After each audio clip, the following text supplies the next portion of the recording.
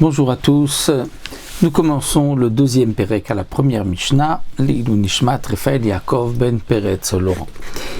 La Mishnah nous enseigne ici comment va-t-on procéder à la shrita. Ashochet, celui qui fait la shrita. Echad Ba'of, c'est-à-dire il y a deux simanim comme nous l'avons vu, la trachée artère et l'œsophage, que ce soit pour les oiseaux ou pour les animaux.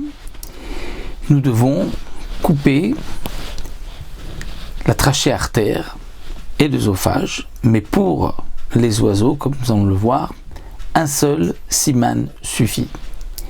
Et ici la Mishnah nous dit Ashochet, celui qui a fait la shrita, Echad Be'of, d'un siman pour l'oiseau, pour la volaille, que ce soit la trachée artère ou l'œsophage.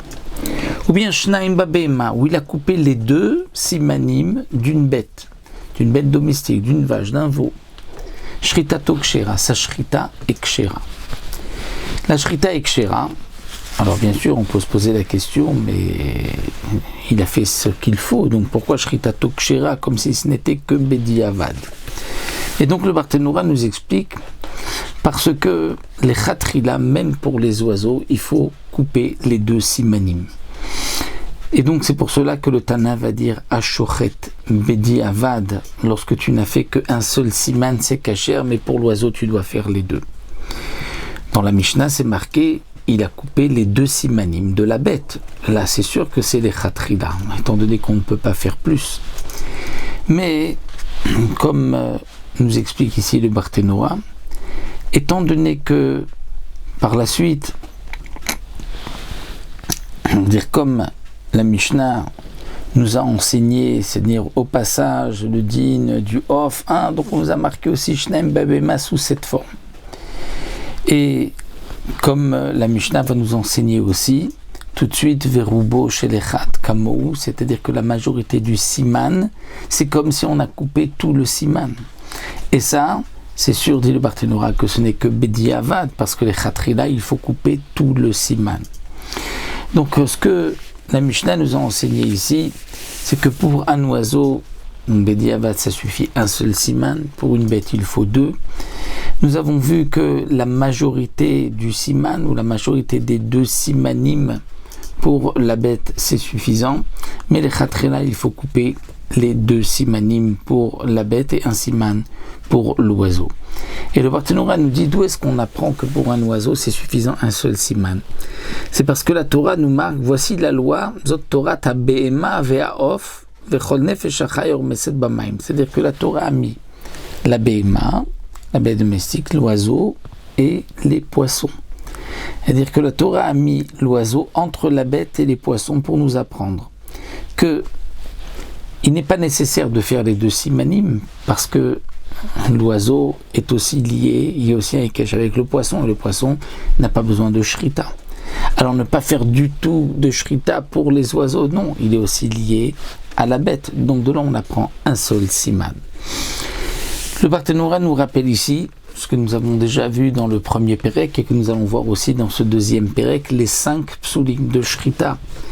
Donc c'est important de se rappeler, Sheiya, c'est-à-dire si au moment de la Shrita, on s'est interrompu, on a fait une afsaka au moment où on était en train de couper et ensuite on a terminé de couper, c'est Sheiya. Drasa, c'est-à-dire lorsque on a coupé, non pas par un geste olacha ve'ava horizontal, mais vertical vers le bas, donc on a peut-être écrasé, couper le siman, c'est pas sous le khalada, c'est lorsque on a caché le couteau sous un siman et on l'a coupé. Hagrama, c'est lorsqu'on a dévié, on a commencé à couper dans l'endroit où la shrita était kshera et on a ensuite dévié.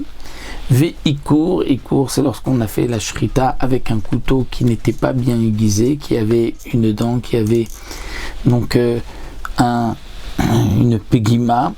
Et donc le couteau a arraché le siman, ou d'après certains, le hikour, c'est lorsque le siman, la trachée artère, l'œsophage s'est détaché de son emplacement dans la tête de la bête, et qu'ensuite on a fait la shrita.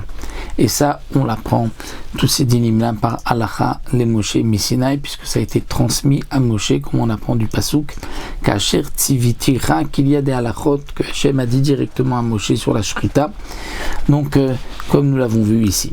Et la Gemara, la Mishnah poursuit, Rabbi Yehuda Omer, Achishrot Tavridin. Pour Rabbi Yehuda, Il faut aussi au moment de la shrita couper les vridim, les carotides, donc c'est deux artères où il y a le sang qui coule, et c'est, d'après Rabbi Yehuda, impératif de faire la shrita, mais pas vraiment la shrita, parce que ça ne fait pas partie de la shrita, mais de les couper, de les sectionner, afin que le sang puisse couler, comme nous explique ici le Barthénora.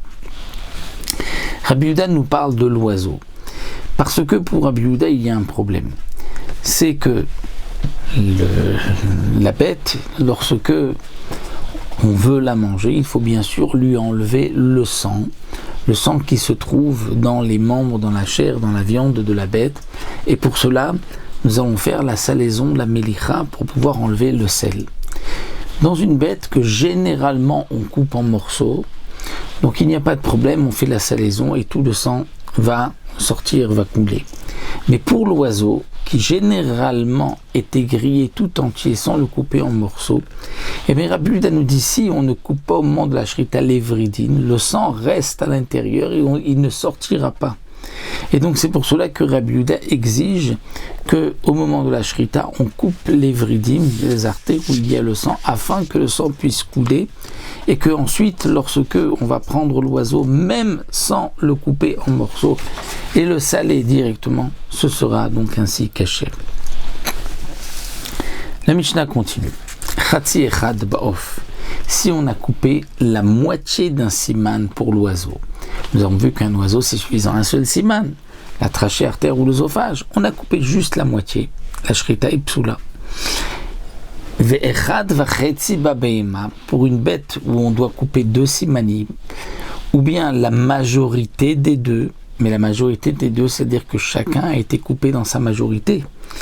Mais si on a coupé 1,5, donc c'est vrai qu'on a la majorité des deux 1,5, mais ce n'est pas suffisant, parce que du deuxième siman, il n'y a que la moitié, il n'y a pas la majorité de ce siman, donc la shrita, elle est psoula.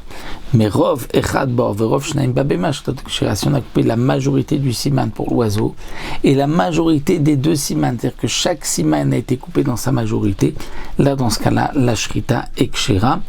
C'est ce que donc le Tana de la Mishnah nous enseigne. Alors, le Barthénora souligne, il dit, mais ça on l'a déjà vu au début de la Mishnah, c'est marqué Rov Shedechat Kamo, la majorité du siman, c'est comme tout le siman, pourquoi la Mishnah se répète? Eh bien c'est pour nous dire, l'un c'est pour les bêtes des korbanot, des sacrifices, et l'autre c'est pour choulin, toutes les bêtes profanes que l'on veut manger. Si on nous avait enseigné ce dina pour choulin, j'aurais dit, bon, choulin c'est suffisant la majorité, parce que je n'ai pas besoin du sang pour l'asperger d'une part, alors que les korbanot, où je dois asperger le sang, peut-être qu'il faut couper les 2 simanim. C'est pour cela que la Mishnah vient répéter que même pour les korbanot, si on a fait la majorité des 2 simanim, c'est suffisant. C'est notre première Mishnah.